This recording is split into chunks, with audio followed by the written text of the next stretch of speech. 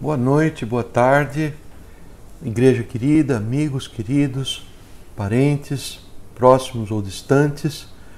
Uma vez mais eu tenho essa oportunidade, esse privilégio que Deus me dá de poder compartilhar com vocês a palavra dele. Eu quero fazê-lo com todo carinho, não sem antes pedir que ele nos abençoe. Senhor Deus, nós te louvamos com cânticos, com a meditação do nosso coração, e nesta hora eu quero pedir que o Senhor tome toda e qualquer palavra que eu venha pronunciar e que o Senhor as use para plantar no nosso coração a tua verdade, de cada um de nós que ouvimos, a começar de mim. Que seja uma verdade não teórica, não algo que vamos colocar na biblioteca da nossa mente, mas algo extremamente prático para o dia a dia, que mude os nossos conceitos, que mude os nossos posicionamentos, que mude a nossa forma de sentir.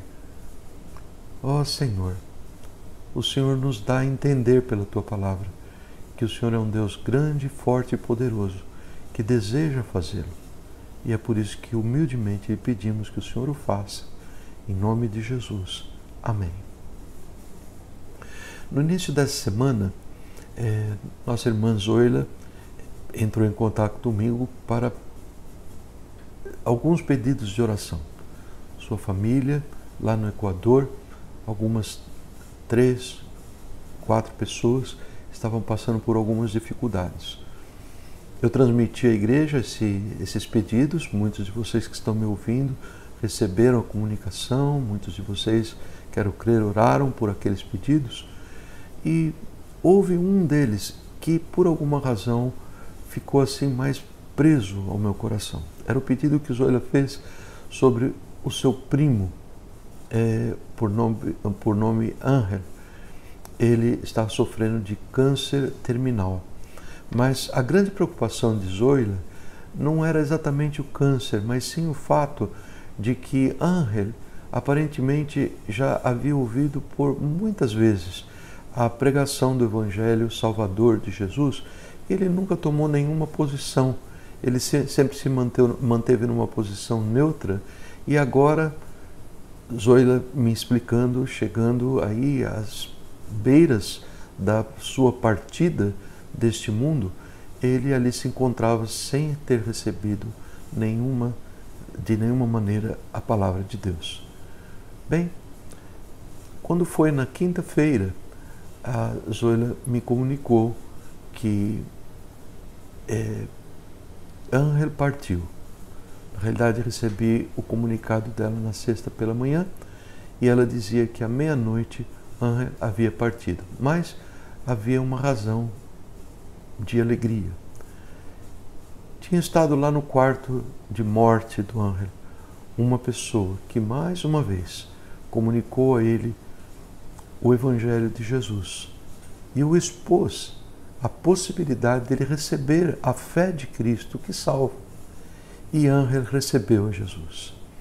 E a palavra dele, do nosso Senhor Jesus, nos diz: em verdade vos digo que quem ouve a minha palavra, ou isto é, quem dá crédito à minha palavra e crê naquele que me enviou, tem a vida eterna e não entrará em condenação, mas passou da morte para a vida.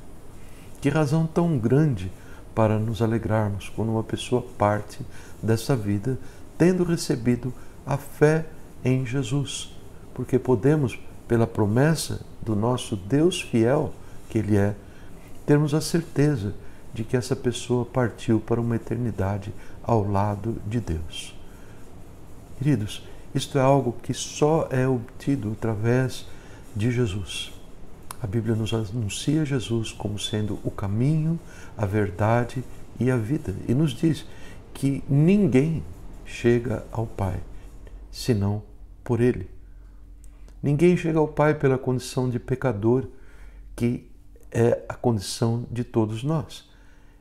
E a consequência final do pecado é a morte eterna, o inferno, ao qual então todos aqueles que não temos o Salvador estamos condenados.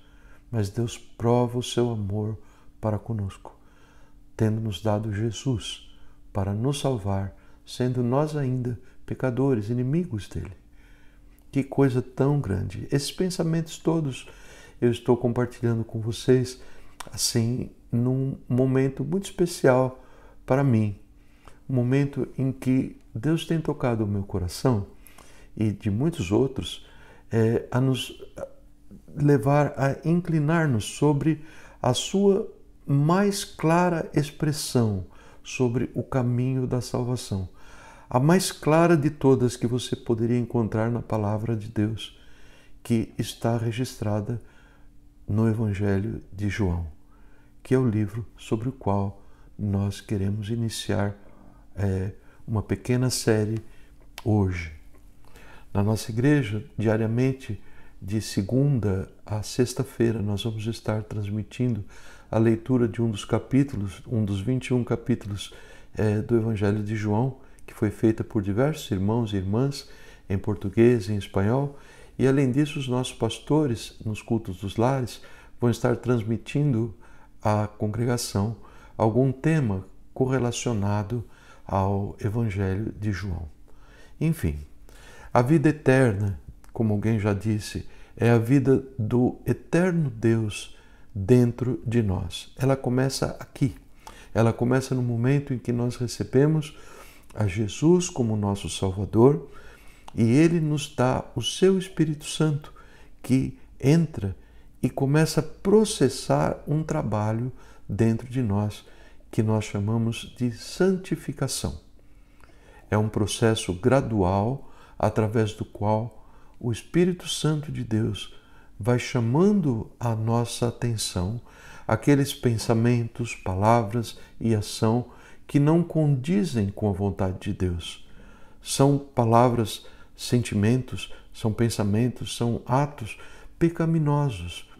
E Ele nos chama ao arrependimento.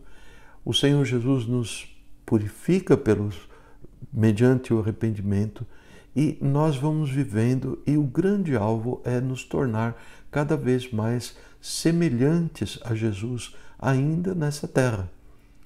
Para todo aquele que não morreu pouco depois do seu novo nascimento, como aconteceu com Ángel, como aconteceu com o ladrão na cruz, este é o grande plano de Deus.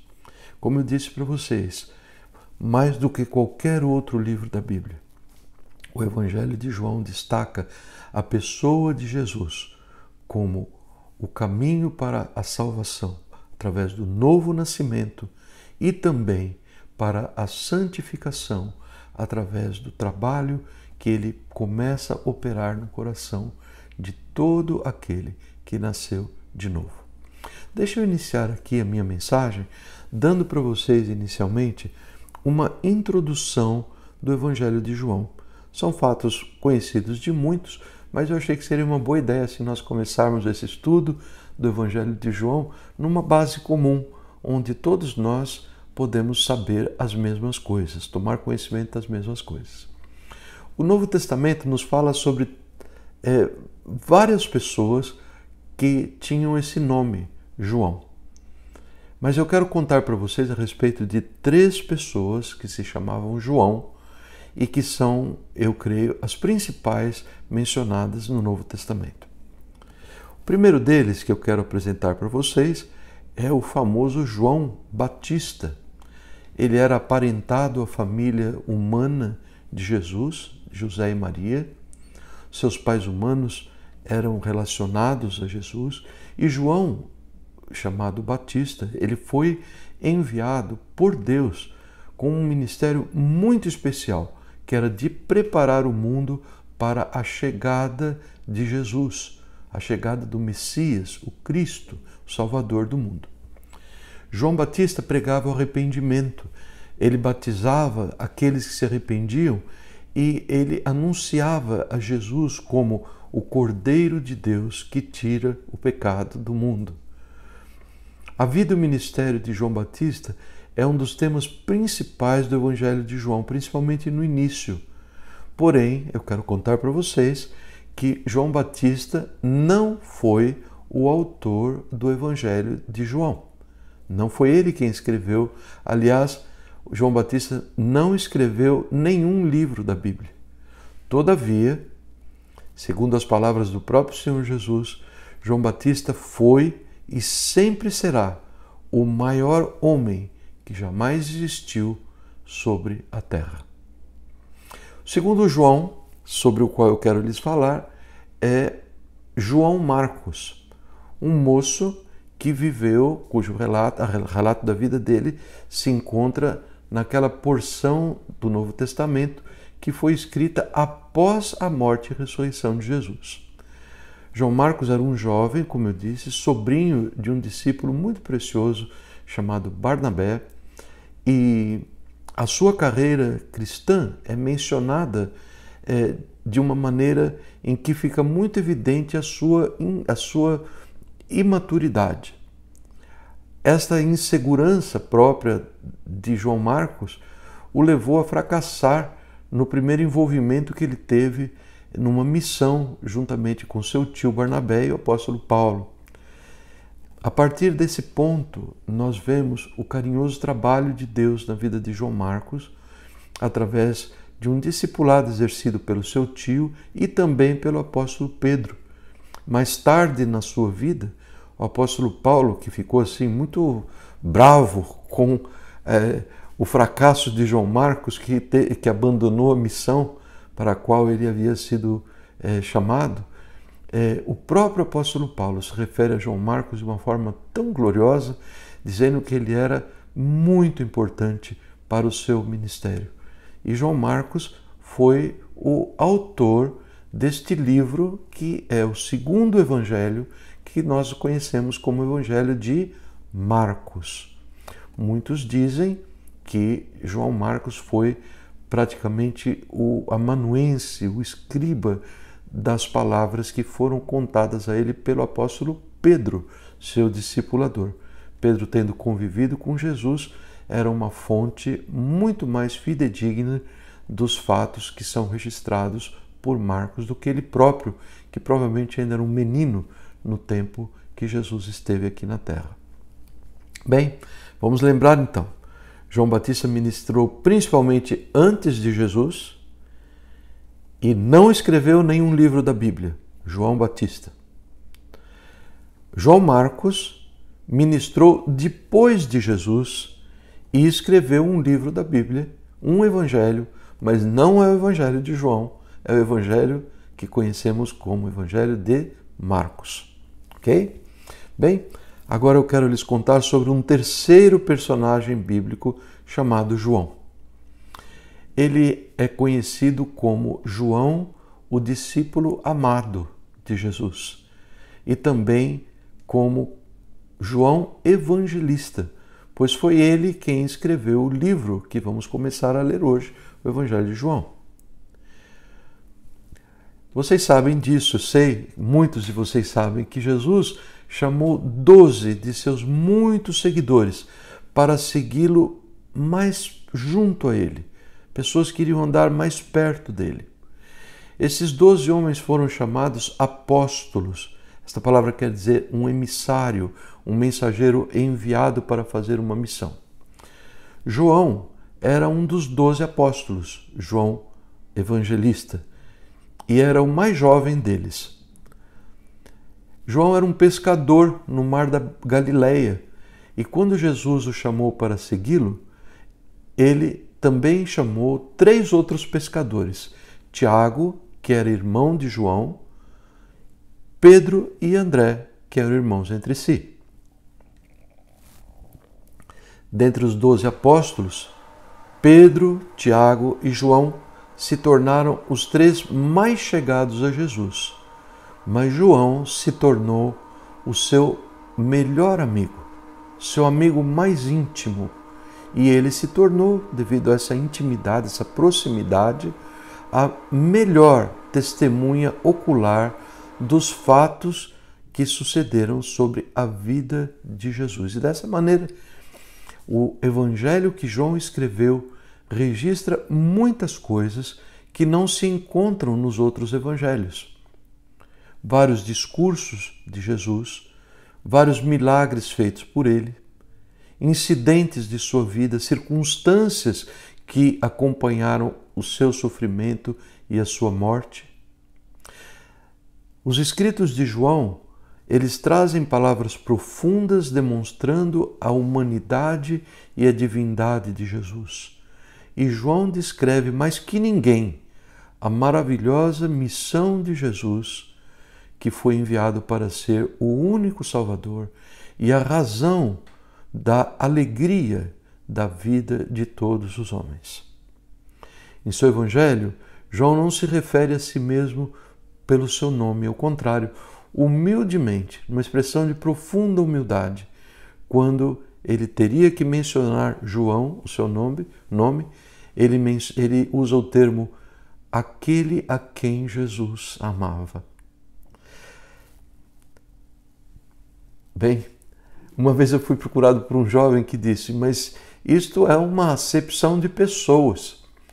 A Bíblia diz que Deus não faz acepção, distinção entre pessoas. Como é que Jesus considerava João o seu melhor amigo?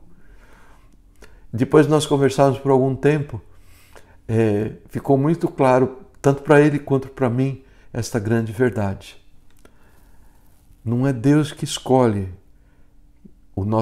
que Ele quer ser o nosso melhor amigo. Não é Ele que escolhe quem será o seu melhor amigo, somos nós. João, de alguma forma não relatada, ele se aproximou tanto de Jesus, que ele se tornou aquilo que todos querem ser, seu melhor amigo. É muito encorajador para mim pensar que a graça ilimitada de Jesus pode tornar a cada um de nós, eu próprio, se o buscarmos de todo o coração, pode nos tornar um amigo tão íntimo de Jesus como João o foi. Um dos meus versículos favoritos da palavra de Deus está em Salmo 25:14, que nos diz que a intimidade ou o segredo do Senhor, Ele a reserva para aqueles que o temem, e a estes Ele dará a conhecer a sua aliança. Que coisa linda, não é? Bem, nas horas finais da vida terrena de Jesus, sob a mais intensa perseguição e durante a sua agonia na cruz, todos os discípulos fugiram para salvar as suas próprias vidas. Porém, João permaneceu junto dele, ao pé da cruz, até o fim. Como sabemos, Jesus tinha outros 4 irmãos e pelo menos 2 irmãs em sua família terrena. Isso se encontra lá no Evangelho de Marcos, capítulo 6, versículo 3, e Mateus, capítulo 13, versículos 55 a 56.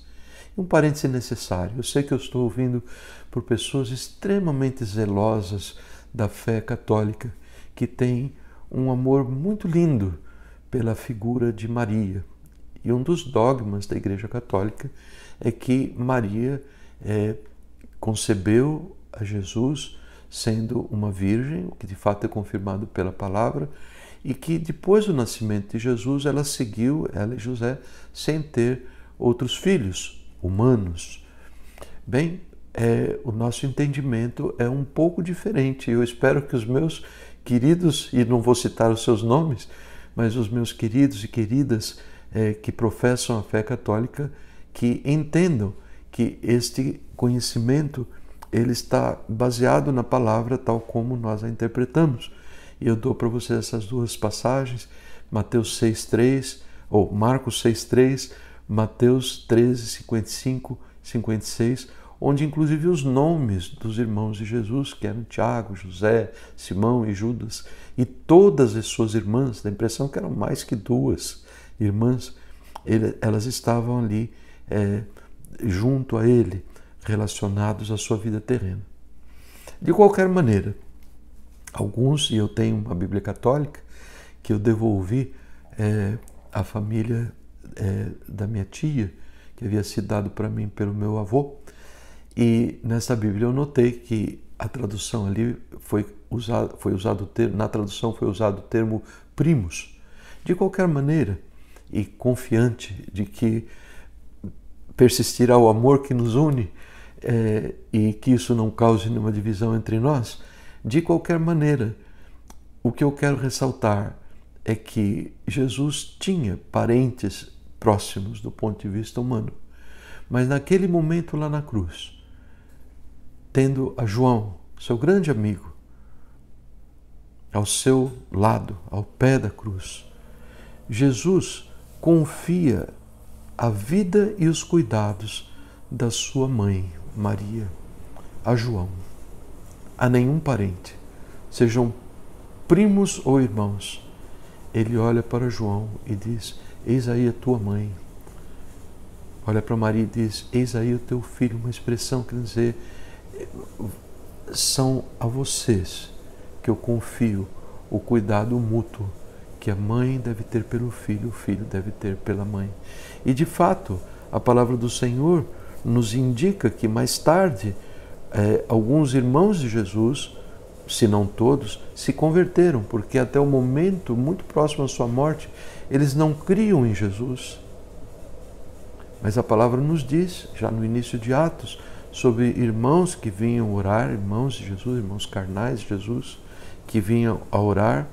Ele nos menciona também o fato de que alguns irmãos de Jesus se tornaram grandes na igreja primitiva. Tiago escreveu um dos livros do Novo Testamento, Judas escreveu um outro livro do Novo Testamento, mas a igreja sofreu considerável grau de perseguição. Em função disso, João, o evangelista, se deslocou para as regiões do norte, no país que nós conhecemos hoje como Turquia, na época como Ásia Menor, principalmente os arredores da cidade de Éfeso. E lá estava Maria com João.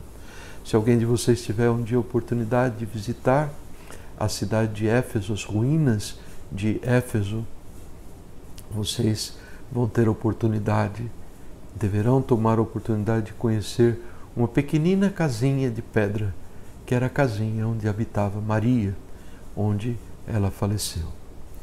Bem, como todos aqueles que desejam seguir a Jesus de todo o coração, João foi perseguido por sua fé, foi exilado numa ilha, a ilha de Patmos, depois retornou a Éfeso, onde provavelmente morreu. Entre todos os apóstolos, João foi o último a falecer, já em idade bem avançada. Além do Evangelho de João, Deus o capacitou a escrever outros 4 livros maravilhosos da Bíblia. O Apocalipse, que ele escreveu quando estava exilado na ilha de Patmos, e 3 epístolas, 1ª, 2ª e 3ª epístolas ou cartas de João. Portanto, João, evangelista, escreveu 5 livros do Novo Testamento. Eu gostaria de dar início a este longo primeiro capítulo do Evangelho de João. E nós vamos fazê-lo lendo alguns dos versículos que ali estão. Espero que muitos poderão estar acompanhando com as suas Bíblias, e porque essa pregação tem um caráter de estudo bíblico, e nós vamos conhecer mais sobre Deus com a esperança de que esse conhecimento nos leve a crescer na nossa fé. Esta é a promessa que o Senhor registra, de que o conhecimento das Escrituras fortalece a fé. Muito bom. No princípio era aquele que é a Palavra. Ele estava com Deus e era Deus. Eu preciso dar uma explicação para vocês. No princípio, isto é, antes de todos os tempos, alguém já usou esse termo muito apropriadamente, na eternidade passada, já existia aquele que é a Palavra.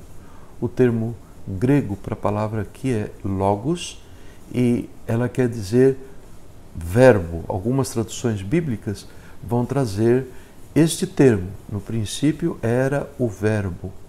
Verbo, a essência da comunicação. Uma frase sem verbo não é uma frase. ela é um grupo de palavras desconexas. Então, João usa não só o vocabulário do Antigo Testamento para se referir a Jesus, mas também conhecimento filosófico grego da época para definir Jesus como o Verbo divino, aquele que faz com que todas as coisas proferidas, criadas por Deus, tenham sentido, venham a um estado de conexão. Quer dizer também razão, mente e a própria sabedoria divina. Este é Jesus. Este é Jesus, encarnado, nascido ali na pequena Belém da Judéia, como um menino de uma família tão pobre de recursos materiais e todo mais que nós sabemos a respeito dele.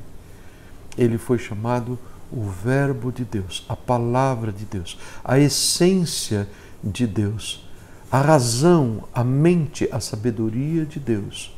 Não é que estavam sobre ele, era ele. Nós vemos que esta mesma prerrogativa é mencionada no último livro da Bíblia, no Apocalipse, também escrito por João, quando ele descreve que naqueles momentos finais da existência desse universo como nós o conhecemos hoje, que os céus vão se abrir. Ele diz: vi os céus abertos e diante de mim um cavalo branco, cujo cavaleiro se chama Fiel e Verdadeiro, Jesus. Ele julga e guerreia com justiça. Ele está vestido com um manto tingido de sangue e o seu nome é a Palavra de Deus. Que coisa tão linda! Ele é a Palavra de Deus. E eu quero deixar este texto maravilhoso que está lá em Apocalipse capítulo 19 e que termina no versículo 16, onde ele diz que em seu manto e em sua coxa está escrito este nome dele, Jesus, a Palavra de Deus. Ele leva este nome, Rei dos Reis e Senhor dos Senhores. Este é o nosso Jesus e esta é a sua majestade. Bem, a palavra segue no versículo 2, nos dizendo que ele, Jesus, estava com Deus no princípio. Todas as coisas foram feitas por intermédio dele. Todas as coisas criadas foram criadas por ele. E sem ele, nada do que existe teria sido feito.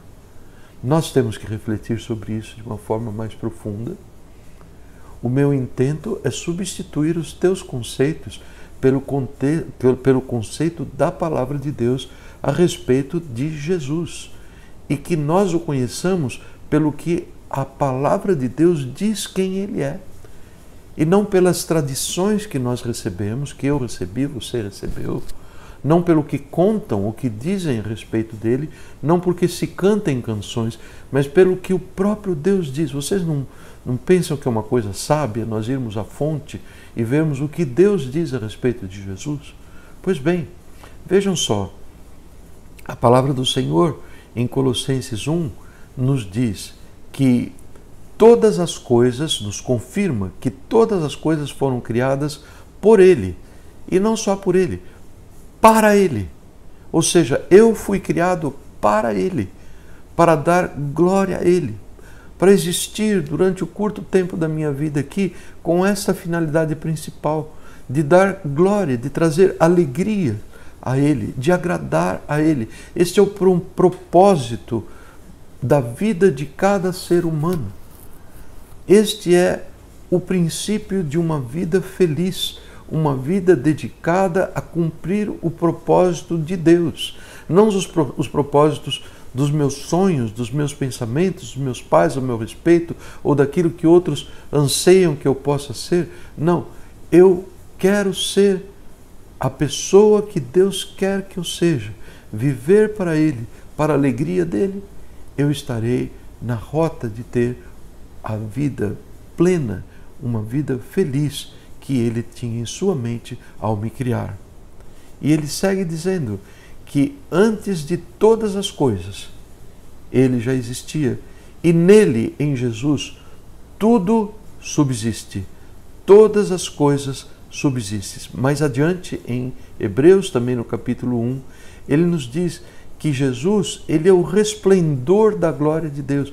Deus, este ser que nunca foi visto, nunca foi contemplado por um olho humano. Um dia nós o veremos face a face, lá na sua presença, na eternidade. Mas até esse momento, ninguém jamais viu a Deus. Jesus é a expressão de Deus. Jesus é uma figura de Deus, a sua caricatura humana. Aquilo que nós lemos sobre Jesus na palavra de Deus, nós estamos lendo sobre o próprio Deus. Aquilo que Jesus fez é o que Deus faz. Aquilo que Deus faz é o que Jesus fez. Da mesma maneira, aquilo que ele proferiu, as suas palavras, é o próprio Deus falando. Vejam com que autoridade a palavra de Deus o reveste ao dizer estas coisas. Ele é o resplendor. Ele é o resplendor. Jesus diz assim sobre ele próprio: quem vê a mim, vê ao Pai. É ele que nós queremos ver, se quisermos ver a Deus. E ele nos diz que ele sustenta todas as coisas com a sua palavra poderosa.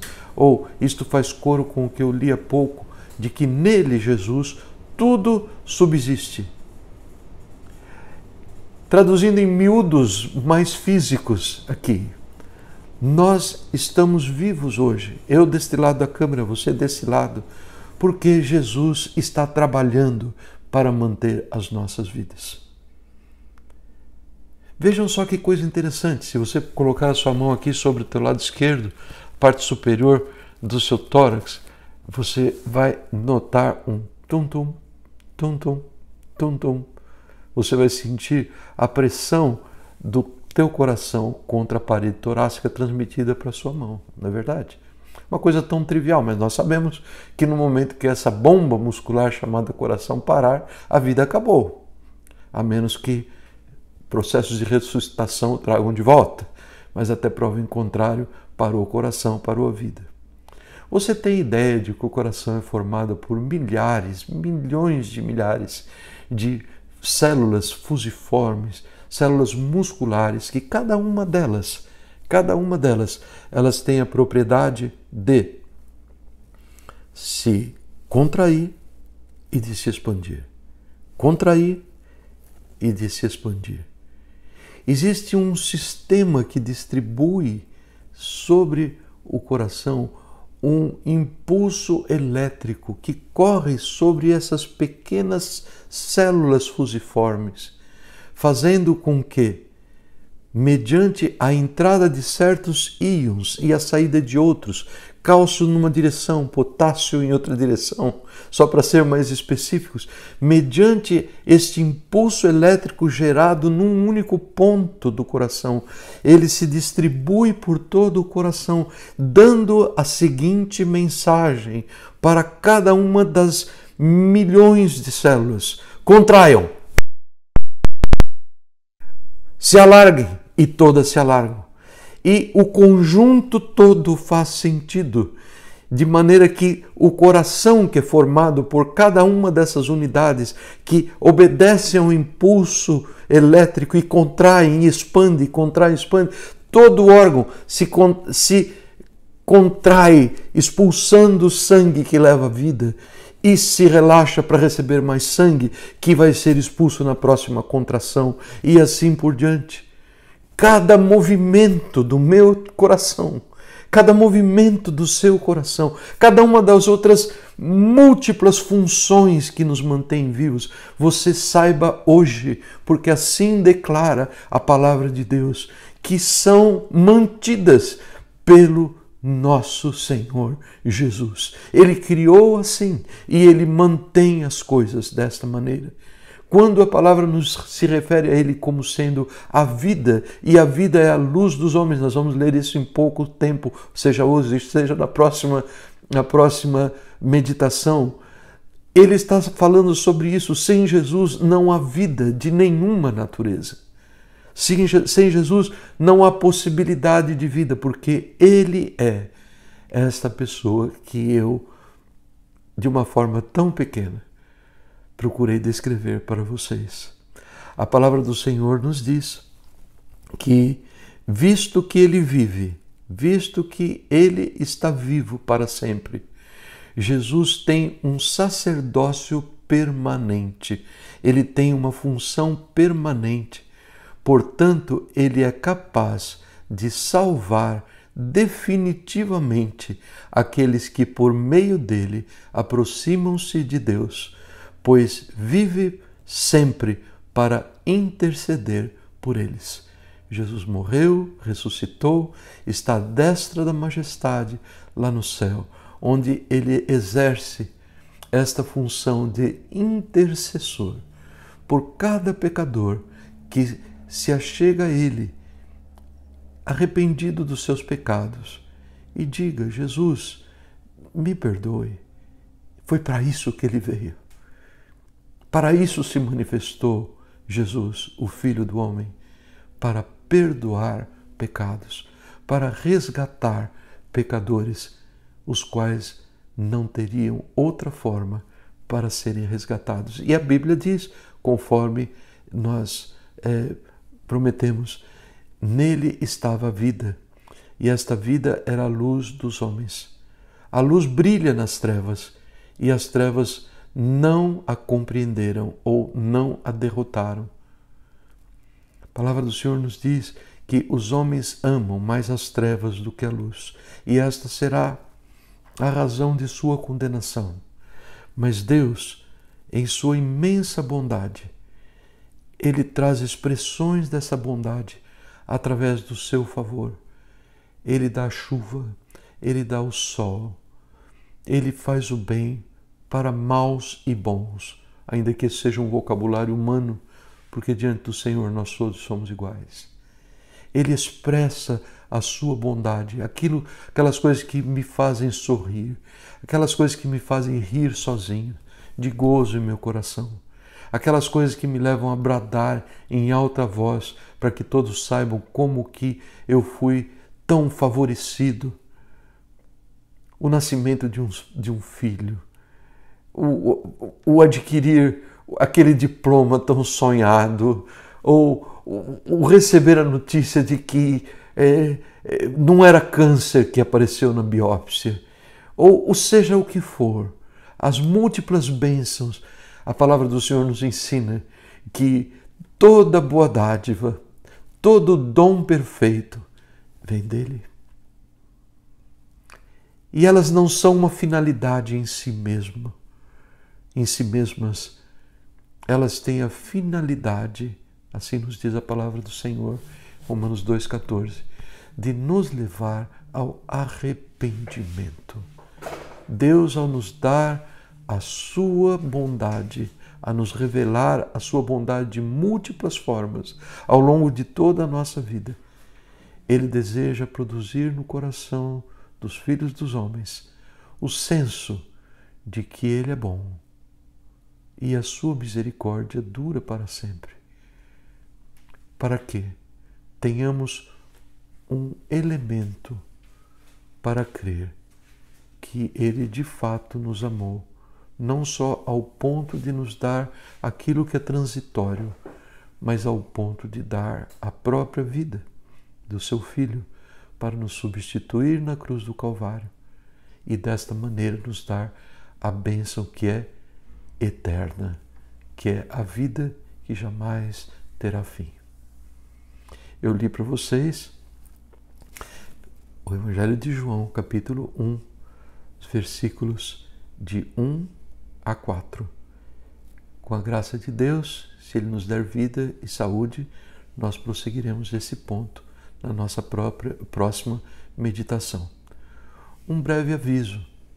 Eu me referi rapidamente a uma leitura diária feita pelos nossos irmãozinhos aqui da igreja e que nós transmitimos, seja em português, seja em espanhol, seja nos dois, se as pessoas desejam, para toda a nossa congregação. Se aqueles que não são membros da nossa igreja, então eu imagino que temos muitos, sei que tem muitos que estão ouvindo e que não são membros da nossa igreja, que estão longe, que estão no Brasil, outros países. Se você desejar receber esta mensagem falada, eu acho que seria tão interessante. Minha irmã querida escreveu essa semana dizendo para nós que ela transmite a mensagem lida dos capítulos dos evangelhos para seus parentes em muitos outros países. E eu fiquei muito emocionado ao saber, porque ela escreveu, que a leitura desses capítulos chegam em alguns lugares da terra onde as pessoas não têm Bíblia, as pessoas nem sabem ler, mas elas podem ouvir a palavra do Senhor. Você tendo sua Bíblia, naturalmente você vai preferir ler ali, mas se de alguma maneira lhe cair bem no coração e você tiver o desejo de receber a mensagem falada do Evangelho de João, nós começamos hoje a mensagem do capítulo 1 e nós vamos prosseguir sempre, de segunda a sexta-feira, diariamente, nós vamos estar enviando para você esta leitura, essa ministração da palavra. Então façam isso, amigos, parentes que me ouvem, passem para mim por WhatsApp uma linha dizendo: eu quero receber, ou Zé Roberto, mande para mim, use a tua criatividade, escreva a tua mensagem com muita alegria, eu vou tratar de incluí-lo no rol daqueles que recebem essa mensagem. Deus nos abençoe e que Ele nos guarde através da sua maravilhosa graça e de sua paz.